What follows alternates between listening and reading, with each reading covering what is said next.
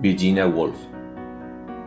Virginia Woolf fue una de las escritoras más importantes del siglo XX, fuente de inspiración para millones de personas en todo el mundo, y referente del feminismo internacional. Su obra es considerada un punto de inflexión en la lucha de las mujeres por la igualdad de derechos. Una mujer debe tener dinero y una habitación propia si va a escribir ficción. Es la frase más recordada de una figura brillante que logró sobresalir en un mundo monopolizado por los hombres. La genialidad de esta literata británica tuvo que convivir con una mente distorsionada por un trastorno de bipolaridad y constantes episodios de depresión. El 28 de marzo de 1941, cuando tenía 59 años, se llenó los bolsillos de piedras y se arrojó al río Ouse, a su paso por la localidad de Lewes, al suroeste de Inglaterra.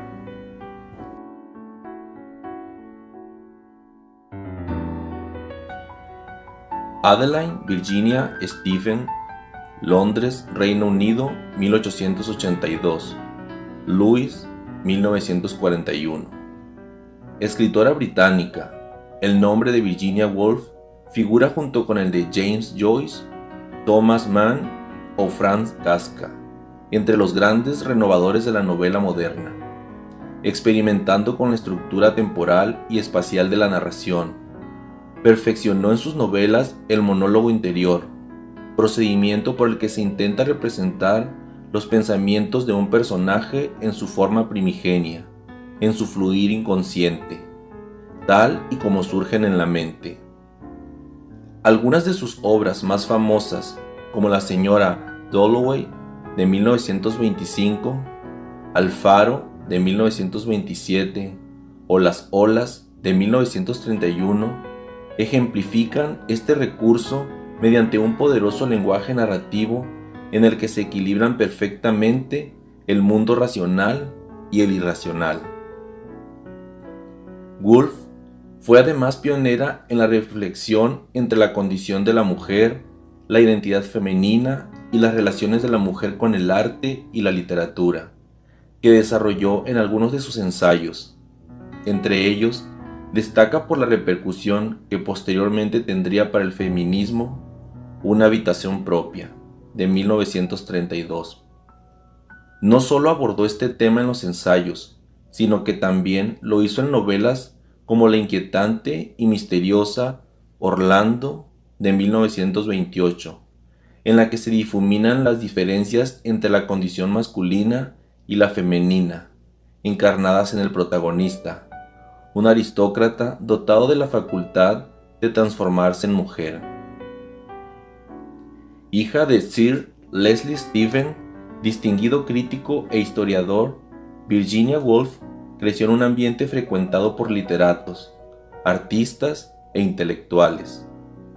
Tras el fallecimiento de su padre en 1905, se estableció con su hermana Vanessa, pintora que se casaría con el crítico Clive Bell, y sus dos hermanos en el barrio londinense de Bloomsbury, que se convirtió en centro de reunión de antiguos compañeros universitarios de su hermano mayor, entre los que figuraban intelectuales de la talla del escritor E. N. Foster, el economista James Maynard Keynes y los filósofos Bertrand Russell y Ludwig Wittgenstein, y que sería conocido como el Grupo de Bloomsbury. Elementos comunes de esta heterogénea élite intelectual fueron la búsqueda del conocimiento y del placer estético, entendidos como la tarea más elevada a la que debe tener el individuo, así como un anticonformismo político y moral.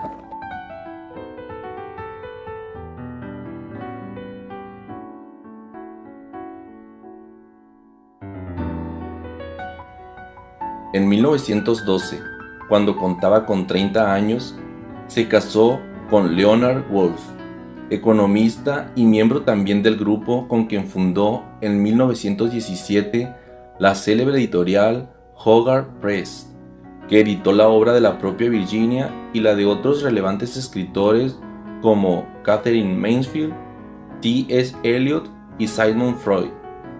Sus primeras novelas, Viaje de ida y Noche y día, ponen ya de manifiesto la intención de la escritora de romper los moldes narrativos heredados de la novelística inglesa anterior, en especial la subordinación de personajes y acciones al argumento general de la novela, así como las descripciones de ambientes y personajes tradicionales. Sin embargo, estos primeros títulos apenas merecieron consideración por parte de la crítica. Solo con la publicación de La señora Dalloway y Alfaro comenzaron a elogiar los críticos su originalidad literaria. En estas obras llaman ya la atención la maestría técnica y el afán experimental de la autora, quien introducía, además de la prosa novelística, un estilo y unas imágenes hasta entonces más propios de la poesía. Desaparecidas la acción y la intriga, sus narraciones se esfuerzan por captar la vida cambiante e inacible de la conciencia. Influida por la filosofía de Henry Bergson, experimentó con especial interés con el tiempo narrativo, tanto en su aspecto individual, en el flujo de variaciones en la conciencia del personaje, como su relación con el tiempo histórico y colectivo. Así, Orlando constituye una fantasía libre basada en algunos pasajes de la vida de su amiga y también escritora Vita Sackville West, en que la protagonista vive 5 siglos de la historia inglesa.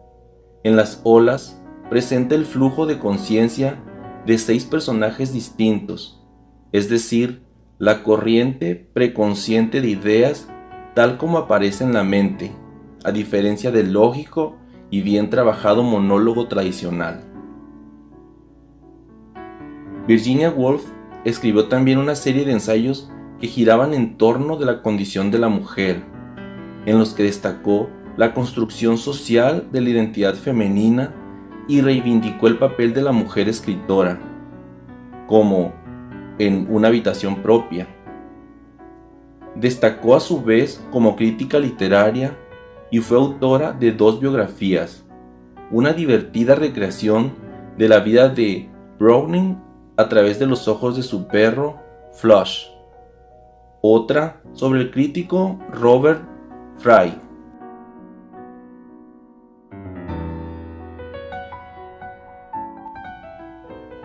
En uno de los accesos de una enfermedad mental que había obligado a ingresarla en varias ocasiones a lo largo de su vida, el 28 de marzo de 1941 desapareció de su casa de campo hasta que días después su cuerpo fue hallado en el río Ouse.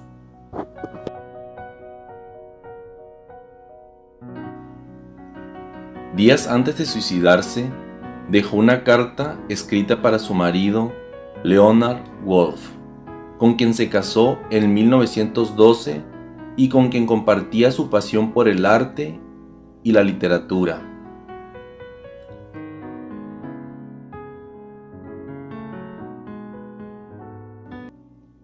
Los restos de la escritora reposan bajo un árbol en la pequeña villa inglesa de Rodmell. Virginia Woolf.